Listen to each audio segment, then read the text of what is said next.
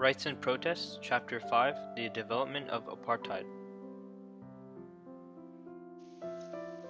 The first section question is, how important was the Department of Native Affairs in implementing apartheid?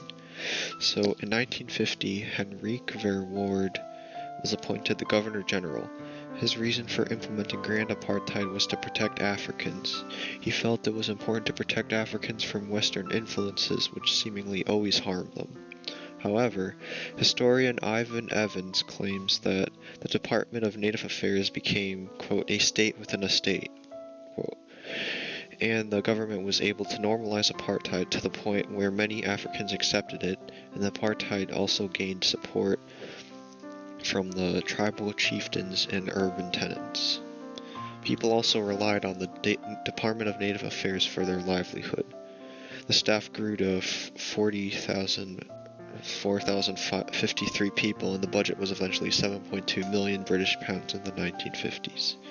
The areas of responsibility of the Department of Native Affairs were the first area of responsibility of the Department of Native Affairs was the Labor Bureau, which allocated specific jobs to Africans to control where they were. The next area of responsibility of the Department of Native Affairs was segregating living locations for Africans. This addressed the 170,000 housing shortage by mass-producing cheap housing. Africans were forcefully removed to these locations with limited facilities. The next area of responsibility of the Department of Native Affairs was the control of Bantustan tribal homelands. Tribal homelands were designated as separate nations within South Africa. The Department of Native Affairs employed think tanks which promoted ideas on how to best promote and implement apartheid. One example of a think tank is SABRA. The Department of Native Affairs was also the main method of enforcing the apartheid, controlling from academics to jobs to housing. The second section question is, how far did apartheid legislation affect lives? So the apartheid opposed tribal unity, which eventually secured white domination as the white people were no longer a minority. The Population Registration Act of 1950 dictated lives of racial groups. For example, it didn't allow interracial marriages to persist. It classified people by their skin color, which tore apart families, and it also facilitated the development of the Afrikaner middle classes, thus gaining support. The Prohibition of Mixed Marriages Act of 1949 and the Immorality Act of 1950 banned interracial marriage and intercourse, respectively. The government dealt less harsh punishments to whites disobeying the law than it did to Africans disobeying the law. The Group Areas Act of 1950 required the registration of all land ownership. It also forced evictions on land the government deemed valuable and removed over 3.5 million Africans. In Sophiatown, housing was considered as the slums. However, it was vibrant in culture and it had a high crime rate with gangs. It was multiracial and it was eventually deemed a white area by the Group Areas Act. The removal of Sophiatown was ruthless and it surprised many people, and they had to leave their possessions behind. The purpose of forced removal in Sophiatown was to break up the peacefully living of blacks and whites, and it was renamed Triumph and became a white suburb. Sophiatown was significant because of its culture and showed that different races could cooperate, and it also showed Mandela that violence was necessary to effectively protest. The Bantu Authorities Act of 1951 reiterated that Africans could only live on tribal reserves. The tribe leaders were responsible for the allocation of land, the development of programs and welfare policies, and they could be removed by the government. The Tomlinson Commission reported on homelands, and it claimed that the homelands could not support more than 2/3 of the Africans' population and more land was needed. It also called for the improvement of agriculture and living conditions, which would require at least £100 million. The industrial concerns would also be outside borders so residents could travel to them. The Native Laws Amendment Act of 1952 said that all Africans had to carry reference books, and they must renew their urban area permits within 70 hours of their expiration. Africans could also not live in urban areas unless they were either born there, lived there for 15 years, or were employed under the same employer for 10 years. It was also a criminal offense not to carry reference books. The Separate Representation of Voters Act of 1951 attempted to remove the color vote, but it needed a two-thirds majority in the joint sitting of both houses. As a result, the Court of Appeal was established, and people could repeal laws through this. The National Party also introduced their Separate Representation of Voters bill separately into each house instead, which eventually caused it to be passed and disenfranchised colored voters in 1956. Some of the protests against the act were led by the Torch Commando, an anti-fascist organization made up of World War II veterans, the Black Sash, which comprised of middle-class white women, and the Franchise Action Council, which led demonstration of 50,000 in Cape Town. The Reservation of Separate Amenities Act of 1953 was protested by the ANC, and the Court of Appeal ruled that separate was legal as long as it was equal, and this was put in the Reservation of Separate Amenities Act of 1953. The Native Labor Act of 1953 prohibited Africans from joining trade unions and participating in strikes. Before the Bantu Education Act of 1953, a vast majority of education for Africans was provided by mission schools. 33% of Africans attended school, while less than 4% stayed on to take the Standard 6 exam. Poor education led to youth crime and gangs. The Iceland report stated that education should be based in the homelands for Africans, and it should be taught in their tribal languages, and it should only reflect the needs of Africans. After the Bantu Education Act of 1953 was passed, the Ministry of Native Affairs was to control the African education, and this act removed the subsidies for mission schools. It also expanded the government-run system and set limited vocational-based curriculum on African education.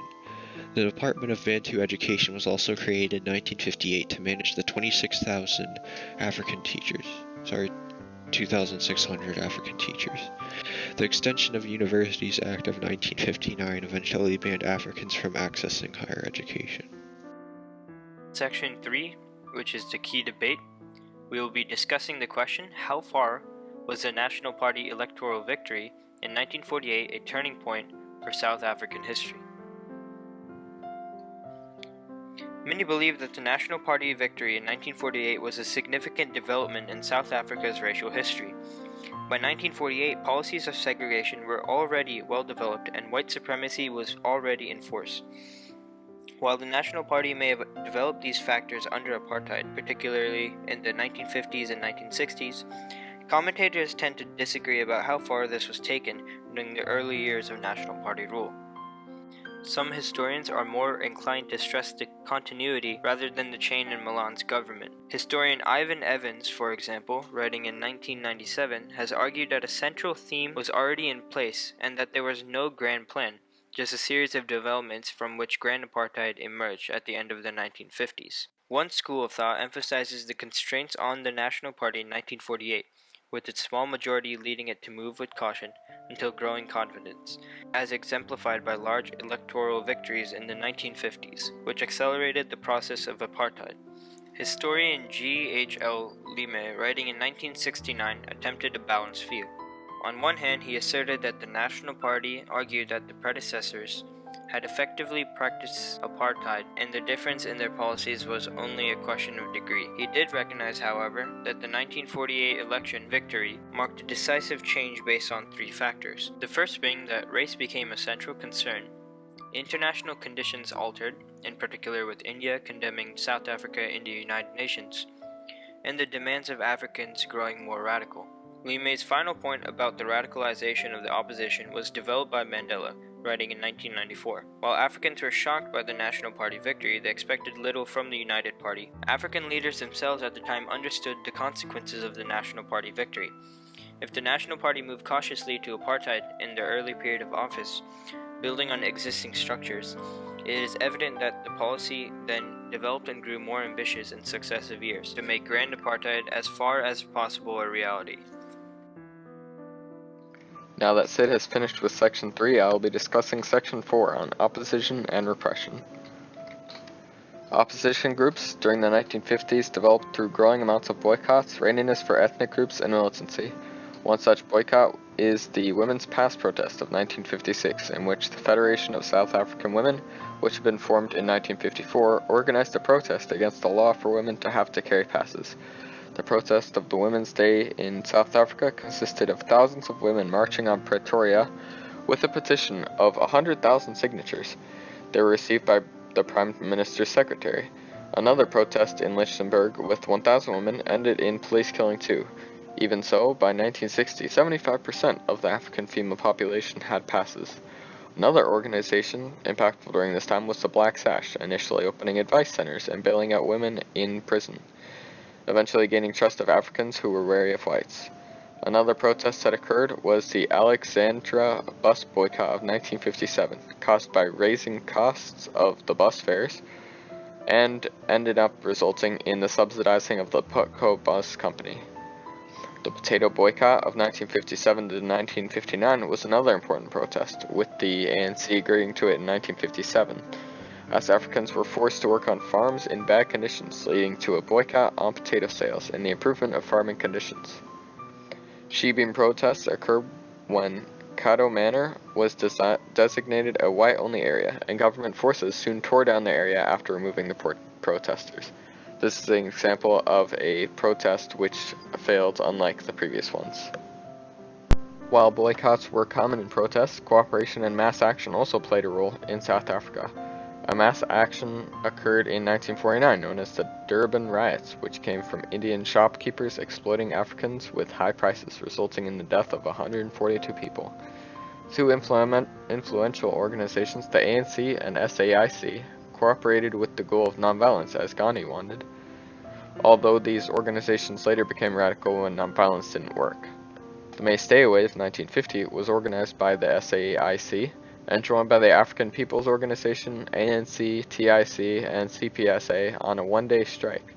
In response to this, the government created the Suppression of Communism Act of 1950, banning organizations and arresting citizens who were disorderly. The Day of Protest in 1950, organized by the ANC leader Oliver Tambo, called for a June protest with respect to the deaths for May that the government did to the May Stay Away people. As time went on, opposition groups had to start utilizing militancy to gain any progress. The ANC Youth League, founded in 1944 by Mandela, had the main purpose of being radical. The Defiance Campaign of 1952 had the goal of repealing apartheid laws and the Communism Suppression Act, with two stages starting from local to countrywide protests. The government used propaganda and spies to limit the support of this campaign, and Mandela was arrested. The campaign came to its end when Dr. Zuma and Mandela agreed that the second stage was never truly accomplished, ending in 1953. After the campaign's failure, the government became more oppressive, introducing the Public Safety Act, which allowed the government to call a state of emergency for a year. The Criminal Law Amendment Act, which found accused people guilty immediately, and later in 1956, the Riotous Assemblies Act, which could ban open-air meetings. The Freedom Charter was an important aspect of South Africa, being introduced to recognize universal rights and creating a split between members of the ANC into the Congress Alliance and Africanist members. The Congress Alliance ratified the Freedom Charter, and police arrested people. The Freedom Charter, including a call for equality of wealth, led to 156 more people being arrested in 1956 as part of the treason trial. Mandela was banned from publishing works for 5 years, which limited his influence. At the end of the treason trial in 1961, the Pan-Africanist Congress split from ANC with the goal of having a government of only black South Africans. The protests became more violent as Mandela went underground and led the military wing of the ANC. On to Section 5, rural unrest within South Africa played a key role in the development of the apartheid state. The ANC had more support from urban areas, but rural areas often had uprisings during the 1950s. The Zeerust Uprising of 1957 was such an uprising, in which the chief Abraham Moilaua was told to get women to accept passes, which he denied and was fired for. Zeerust citizens came from Johannesburg to protest, condemning officials to death and leading to the arrest of 100 male supporters. Women burned passes but eventually were forced to accept them by police. An uprising in East Pondoland occurred as Chief Botha Sigkau sided with authorities and became corrupted with business practices. And police and residents began clashing. A meeting in 1960 was found out and a state of emergency was declared, ending this boycott. An act relating to this was the Promotion of Self-Governing Act of 1959, which gave chieftains the role of government agents. This concludes Section 4 and 5 of Chapter 5.